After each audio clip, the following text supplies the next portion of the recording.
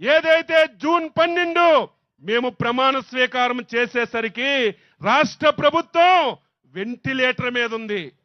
Ventilator తీసేస్తే మొత్తం patient చనిపోయే విధంగా రాష్ట్ర ప్రభుత్వాన్ని సమర్థవంతమైనటువంటి చంద్రబాబు నాయకత్వంలో మోడీ గారి సహకారంతో పవన్ కళ్యాణ్ గారి సూచనలతో ఈ 5 మాసాలు సమర్థవంతంగా పనిచేశాము. కాబట్టే వెంటిలేటర్ నుంచి ఆక్సిజన్ పీల్చుకునే స్థాయికి వచ్చాం. ఈ రోజు ఎన్నికల్లో హామీలు ఇచ్చాం.